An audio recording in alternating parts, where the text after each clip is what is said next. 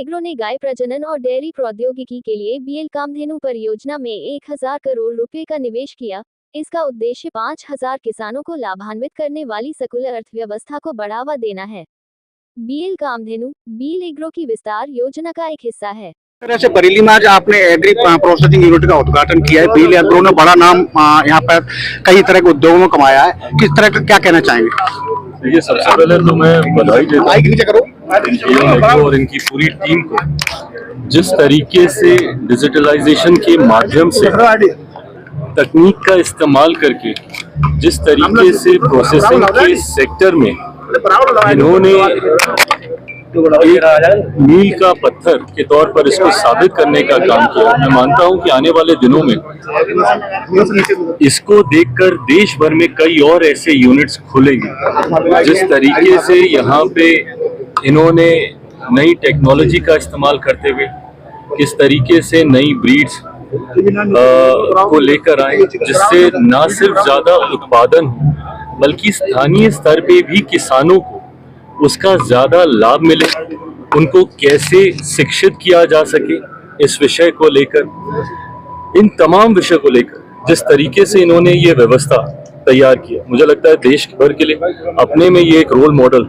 साबित होगा। और आने वाले दिनों में मैं मानता हूं कि कई राज्यों में इसको रेप्लिकेट किया जाएगा। चिराग, बिहार में जैसा कि चुनाव होने वाले हैं, चिराग जो है मोदी के हनुमान बने थे, क्या मानते हैं नीतीश के हनुमान बनेंगे? मेरे प्रधानमंत्री जी के नेतृत्व में जिस तरीके से केंद्र में तीसरी बार सरकार चुनकर आई है, ये कहीं ना कहीं देश की जनता का विश्वास हमारी सरकार, मेरे प्रधानमंत्री के प्रति दर्शाता है। मैं मानता हूं कि एक लंबे समय के बाद बिहार में भी डबल इंजन की सरकार की ये व्यवस्था हम लोगों को मिली है। ऐसे में बिहार की जनता आगामी बिहार विधानसभा चुनाव के बाद भी पुनः एक बार एनडीए की ही सरकार को चुनने का काम करेगी, ये मेरा विश्वास है। मुख्यमंत्री नीतीश कुमार जी के नेतृत्व में हम लोग चुनाव लड़ेंगे और एक बार फिर, और इस बार जिस गठबंधन में हम लोग हैं, मैं ये मानता हूं कि एक विनिंग कॉम्बिनेशन है। 5 दलों का ये गठबंधन, जिसमें प्रमुखता से भारतीय जनता पार्टी, जनता दल यूनाइटेड, लोक जनशक्ति पार्टी, रामविलास मांझी जी और उपेंद्र जी की पार्टी है। मैं मानता हूं कि एक विनिंग कॉम्बिनेशन है और इस बार एक ऐतिहासिक जीत, 225 से ज्यादा सीटें जीतकर बिहार में इस बार हम लोग सरकार बनाएंगे, ये विश्वास है। लगातार कहते आ रहे हैं कि अपनी सरकार वो बनाने जा रहे हैं और वो कहीं ना कहीं अपनी तरफ लाने की कोशिश कर रहे हैं, तो उस पर क्या कहना चाहेंगे? देखिए, दिन में सपने देखने का हक अधिकार हर किसी को है।